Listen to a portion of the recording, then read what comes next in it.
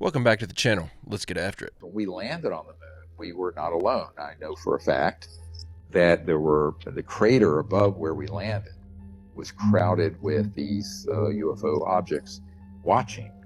And of course, Neil Armstrong and Buzz Aldrin were told to keep their mouths shut and never speak of it. That I know for a fact. Now, firsthand. But the problem is, a lot of people say, well, we never went to the moon, or we went, but we didn't, land, or it. The truth is we went, but what actually happened was never shown to the public.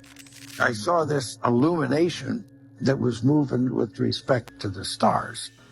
We were smart enough to not say, Houston, there's a light out there that's following us.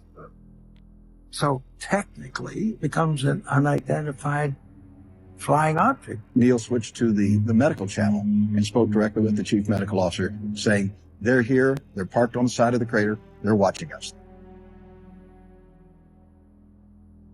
And there's at least another theory as to why they showed us such clearly fake moon landing footage. I'm going to say something which will make me sound like a tinfoil hat conspiracy theorist, but look it up. The Federal Reserve is not federal. Federal Reserve has shareholders. It is not a federal organization. The U.S. Federal Reserve Bank, the shareholders of it are the banks themselves. It's as federal as Federal Express. Bingo. So here you have a regulatory body controlled by the entities that it is regulating. The systems are too big, right? Everyone's always like, oh, Biden, oh, Trump. Well, the problem's not the president. The problem is the presidency itself, the seat. When the Constitution was drafted and the seat of the American president was formed, human beings had never traveled faster than a horse could carry them. The country was tiny. There was no such thing as telecommunications. So today, almost 250 years later, we expect to be able to elect one person who's so talented that they can educate all of our children. And they can manage the nation's economy. And they can be the military leader of the planet. And they can... That person doesn't exist. There is no one human being that's going to come in here and magnificently wait. The systems are too big.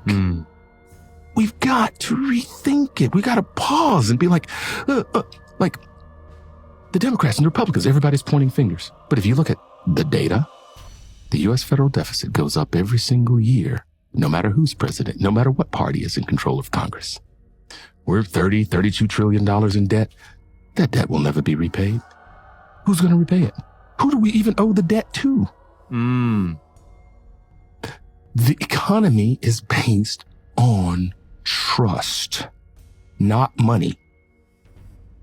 And once we understand that and its implications, and that we just literally took an economic system that was invented when people thought the sun revolved around the earth. That's literally how dumb the brightest minds on the planet were at the time that capitalism was, I shouldn't say invented, but when Wealth of Nations was published. Like, that was the worldview.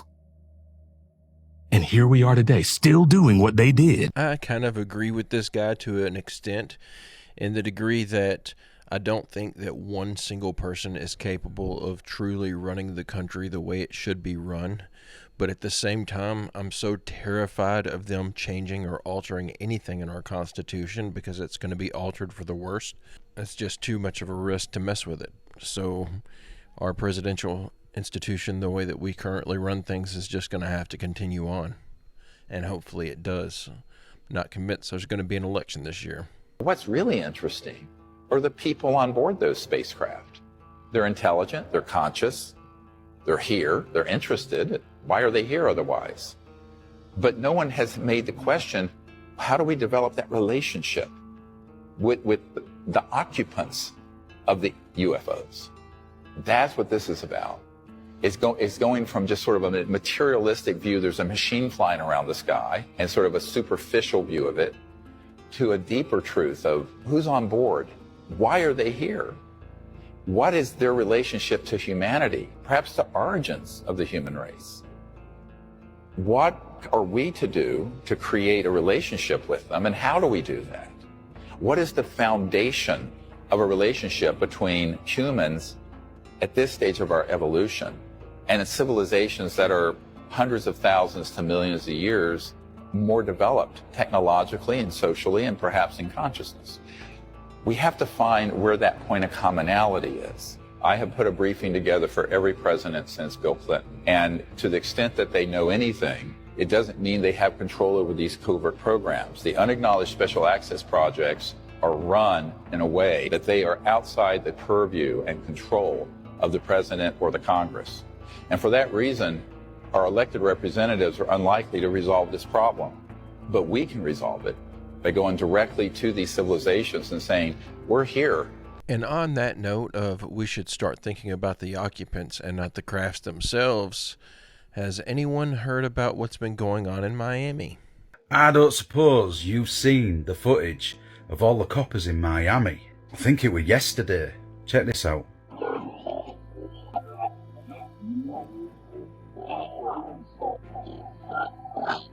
Esta es una llamada a todas las unidades de la ciudad de Miami.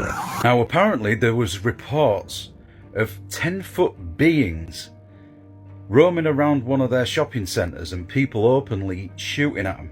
Now, one of the things that I want to know is, why the fuck is it always America?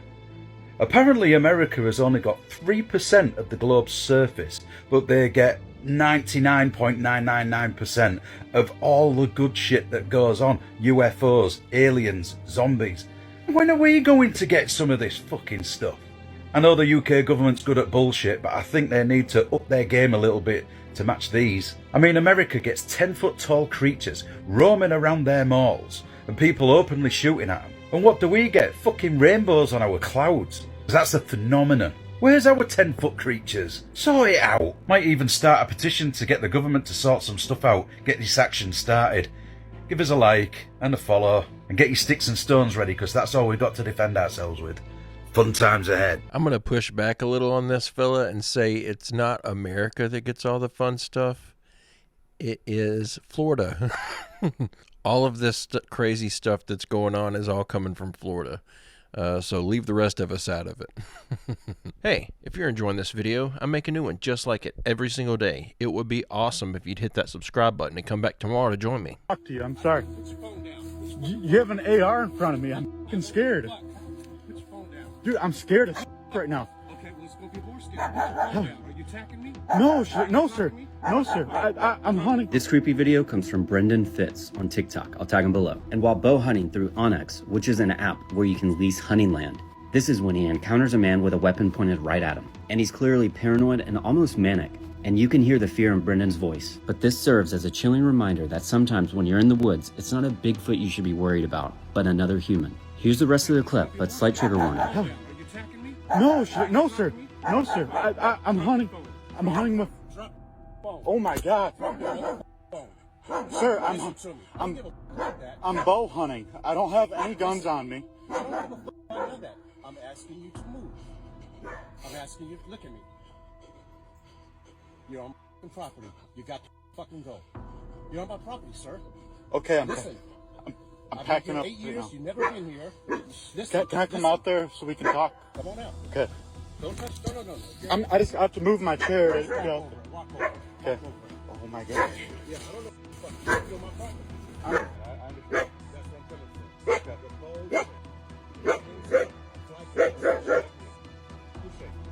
you. The only reason we're here is no one else is here on the property, but we have four people on this lease who pay for this hunting property. We have permission from him to access from his property from our cornfield right there.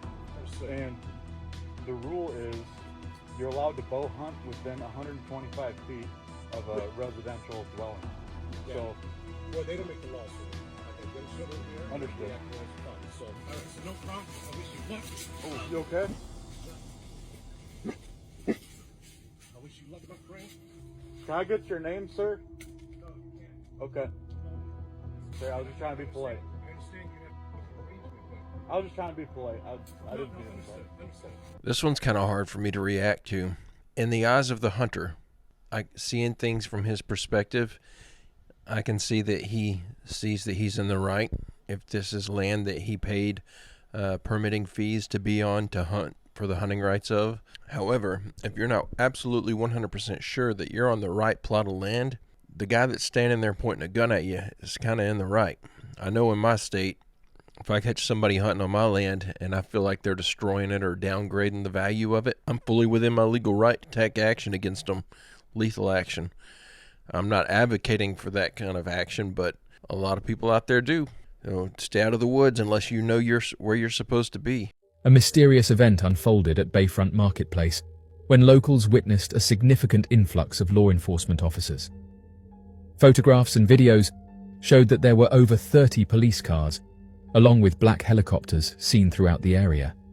However, no one seems to know what happened. Posts on social media show people running away from the area saying that a humanoid creature was spotted, while others said that a strange creature was seen roaming through the mall. As of right now, the official explanation that has been given is that the incident seemingly originated from a gathering of adolescents letting off fireworks. As the crowd scattered, this created chaos and disturbance for local businesses and motorists in the vicinity. The disruption caused inconvenience and hindered the smooth functioning of establishments and transportation in the area. Those who followed this story didn't buy this explanation and said that why would over 30 police cars and black helicopters respond to a few people letting off fireworks? One man by the name of John said that he thinks something is being covered up. While strolling along a bustling street lined with various shops and establishments, his attention was unexpectedly drawn to something unusual. A humanoid figure, tall and slender, moved among the crowd, and it was at this point that people started to turn around and look. Initially, he disregarded it as a mere street entertainer or someone casually dressed in an eccentric outfit. However, as he advanced towards it, he gradually comprehended that what lay before his eyes was far from ordinary. The enigmatic being possessed limbs that stretched beyond typical human proportions, giving it an otherworldly appearance. In the bustling marketplace, the creature's skin glimmered with an ethereal silver hue, reflecting the soft glow of the moonlight above.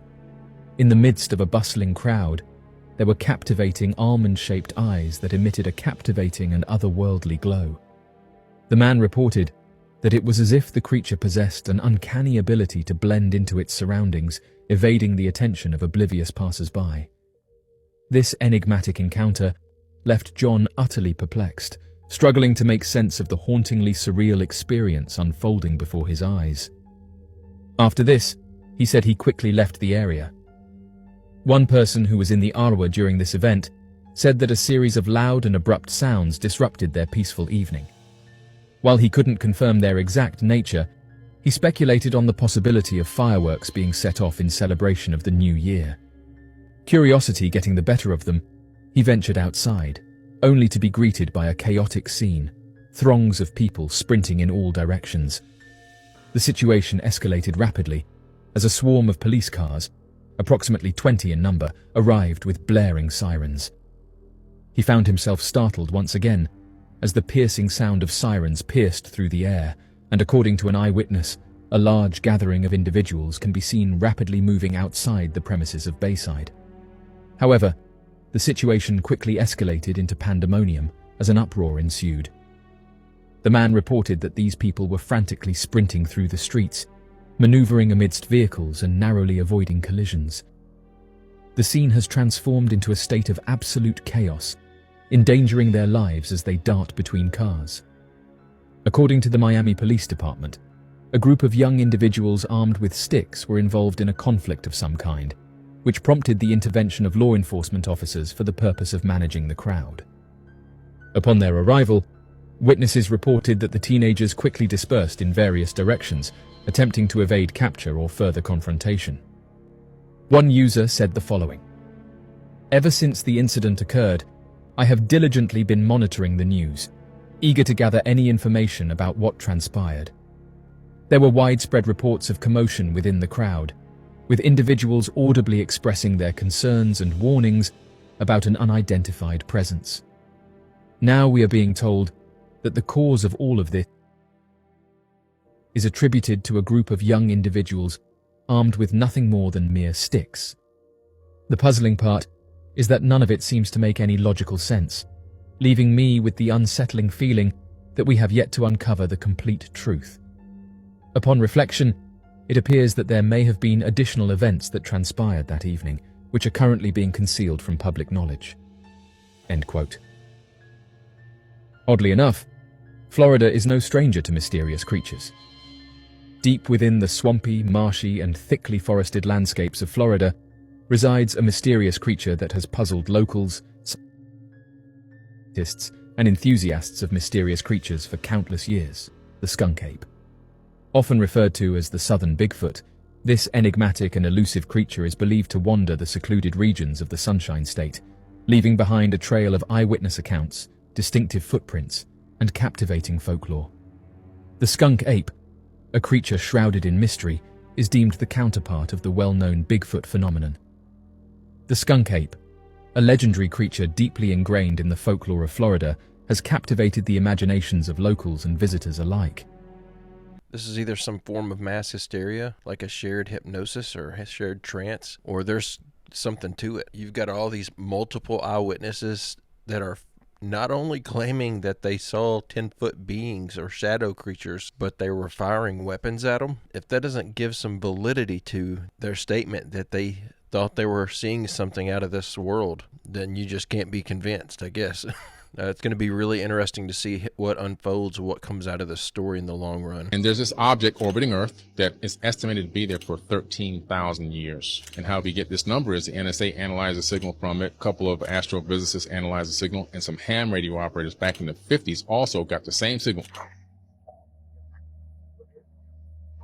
All independent, came up with the same translation, decoding of the signal, that it was saying it was from the Epsilon Boötis constellation. Now, I heard about this about 10 years ago, and I got really interested in the story, and I realized it was even deeper than that the article about this came out in Time magazine by one of the astronomers that was researching this thing and decoding the signal. And I said, Time magazine picked this up in 1960. Then I saw some reports of it following Sputnik, when Russians sent Sputnik to orbit the moon and come back, and I said, this thing has course correction. Then they discovered that it was in a polar orbit. It had changed course and went into a polar orbit, something we couldn't do until just recent times. We didn't even know how to get a polar orbit orbiting from pole to pole. In order to create a lot of the megalithic structures that you've seen, like the pyramid complexes and everything else, you need a polar orbit. This thing has been orbiting in a polar orbit from the 1950s.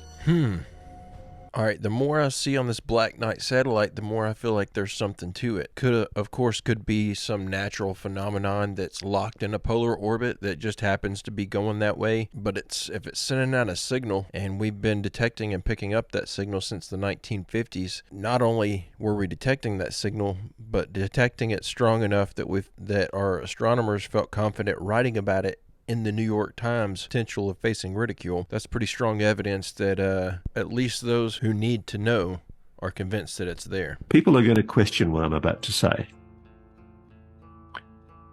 What if some of that shit is so big it can't be moved? Is that what you're saying, Ross? Is that what you've been told? That's exactly what I'm saying. How big is big? Big. So big, they built a building over it. In a country outside of the United States of America.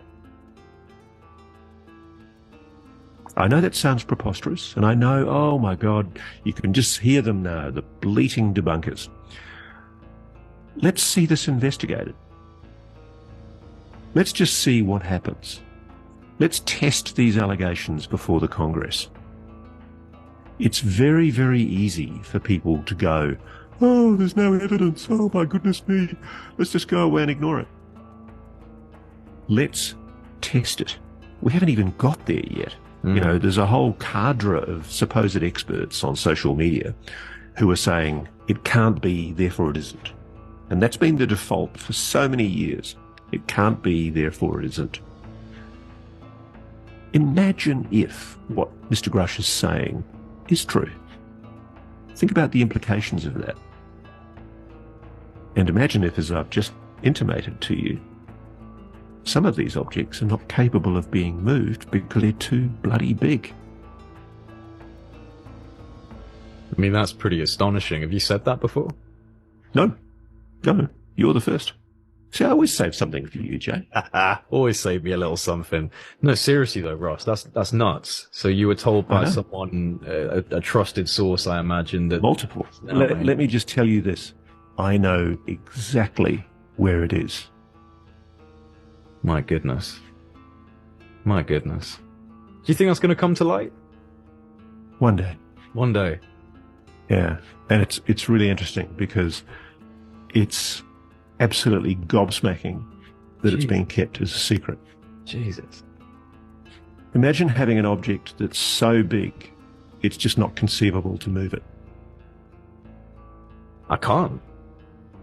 I can barely even comprehend that. Yeah. I thought it was bollocks when I heard it too, and most people listening to this will anyway. But, yeah, I mean, again, just an allegation, but one that I'm, assured should be taken seriously and hopefully will be being investigated by the Congress. Because again, where did the money come from? What's that money accounted for? The continued security and control of such an object for many decades. Who's paid for that? What programs have paid for that? Has that been disclosed to taxpayers? This is going to be a really fun inquiry if Congress starts doing its job. I really tried to give this guy the benefit of the doubt and listen to it with an open mind, as I do everything. Once he dropped David Grush's name, I couldn't help but check out. That dude is such a fake, phony propagandist that will sit here to give us misinformation. And every time I hear him talk, I'm convinced of it more and more. The history of the Solomon Islands was really creepy. Cannibalism, headhunters, bad stuff. But this is the crazy part. Even today, a lot of the locals do not venture into the center of the island 4-star because they're like, giants live in there. But there's an island called Amalita Island. This island is more riddled with giants. These giants live in the cave systems underneath the island. These islands connect to the majority of the Solomon Islands. But a crazy thing is, in 1950, a local woman, her name was Mango, she had gone missing. She reappeared 25 years later. When they found her, she was not right in the head, unclothed, and she was largely pregnant. She barely spoke, but what she did say was that she was kidnapped and became impregnated by this giant. Mango's brother ended up unaliving the child. They're like, we don't want to continue this race of giants. Supposedly these giants, they come in and they do kidnap women where they have continued to live and thrive in the Solomon Islands. The more I hear about this giant stuff, the more I get fascinated by it, especially hearing about it in these local or these indigenous tribes and stuff that are kind of removed from modern day civilization and modern day technologies, because of course that's where giants and things like that would be hiding out, is among those indigenous tribes. So it's fascinating to hear that there's stories that are relatively recent about stuff like this, whether you want to believe it's true or not. It's impossible to still believe we are the most advanced civilization to exist after hearing about the Sumerians. The Sumerians existed over 6,000 years ago and resided in a region known as Mesopotamia, now known as Iraq, and surrounding regions such as Turkey, Iran, and Kuwait. They made groundbreaking inventions and even came up with the alphabet and calendars we use today. Now, what's shocking about this civilization is that they had a detailed map of the solar system that they had wrote in clay, along with the symbol for DNA, showing the double helix. They even had sewer systems and were responsible for so many inventions that we still use today. So, who or what influenced them to develop so rapidly? Well, it is said that the Sumerians held a belief in gods, known as the Anunnaki, who were described as children of the earth and skies. According to Sumerian mythology, the Anunnaki were a group of deities who came down to earth from the heavens. They taught the Sumerians everything, and even interbred with the humans to create a hybrid race of rulers. And while many believe that the Anunnaki were true ancient aliens, others are convinced that the Anunnaki are simply a metaphorical representation of the natural development of human civilization. But what do you think? Are we really the most advanced population to ever exist? I honestly think we would be ignorant to think that we were the most advanced human civilization to ever exist.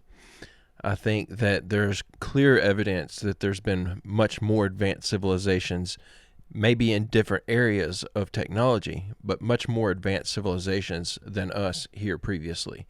The pyramids are enough proof of that. Göbekli Tepe is enough proof of that. But if I had to venture a guess, if if we knew for a fact that someone did pass down information to the Sumerians, and that's how they got this knowledge, that literally just all of a sudden overnight they had all this structured technology and education systems and all this stuff. If we knew for a fact that someone did hand them this stuff and that's what they claim, and I don't see why they would claim to not have created or invented this stuff themselves. If they had done it, they would want the credit themselves. I don't see them making up a deity and saying, oh, it was handed to us. So if we knew that to be a fact, I would say it's much more likely that it was previous civilizations that were left over after some great flood or impact, like the Younger Dryas impact, that passed down information to them to help them get a leg up so that they could advance in their civilization a little bit faster than what they would have on their own. They're not talking about this at all, but there are several content creators on TikTok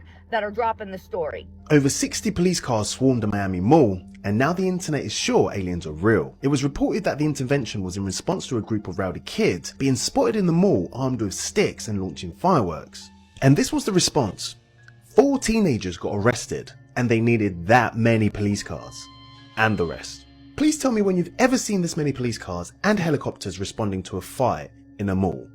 I'm pretty sure every police officer in the city was there. Yeah, all of them. I have questions, and so do a lot of people online. What was really going on in there? Witnesses from the incident claim to have seen 7 to 10 foot tall creatures in the mall. No cap, I looked back, it looked like a big ass shadow, but it was solid at the same time, like a few shadows, but they were solid at the same time. And it almost looked like they was coming our direction, like they was chasing us. And the fireworks? Well, apparently it was gunfire from people trying to protect themselves from them. And now social media users are speculating that Florida news and the police are keeping something from us. Allegedly, the police scanners were jammed and the people were claiming that they shut down power to the mall and surrounding area. I mean, it's all a bit out of control. What do you guys think? It was probably just kids with sticks fighting, right? Or was it aliens? This being the second time that we've heard that, hearing it laid out in a more structured manner like that and hearing from an actual witness just makes it that much more crazy that people are actually firing weapons at whatever these shadow figures were. Oh my god, I cannot believe that this is actually happening. There is no way. We are this close to finding out if aliens do genuinely exist and if there is other life out there in the galaxy. Now, if you think this is on some sort of random news source, this is on BBC News and all of these other news channels. So this right here, of course, is the James Webb Telescope. This $1 billion telescope is absolutely insane and has captured some insane photos like these. Now, of course, this thing is floating around the atmosphere, basically trying to see as far as possible and find as much information as possible. Now, not that long ago, it discovered this planet, which looks kind of like Earth in a way, but it is 124 light years away from us, so it's a little bit far. Now, literally, just looking at photos of this planet, it literally looks like Earth. You'd think it's Earth, but it's not. So, of course, scientists, realizing it looks a bit like Earth, thought, we can do a bit more tests on this, look into it a bit more. Maybe it could be habitable one day. And it's also a lot closer than other planets of the same sort. So they carried on looking into the planet until this happened. So recently they discovered something effectively coming from the atmosphere of this planet. They looked into it, they realized it was some sort of chemical, so of course looked into it further. Now, the chemical that was coming out of this was this, dimethyl sulfoxide. Now I know what you're thinking, Matt, what are you going on about? What's the point? Stay with me. So, what creates this chemical? Wood. And where's wood found? Trees. What do trees produce? Oxygen. So this guy, Robert Massey, is the director of the RAS in London. So I mean, he's a pretty clever guy, he's not dumb. Now this guy, along with the scientists who have been working on this, have said that this could genuinely prove that there is something else out there and that there is in fact potentially other habitable planets. He also said to produce this chemical, there has to be some kind of life, which is insane. Make sure you hit that follow button and of course I will keep you updated.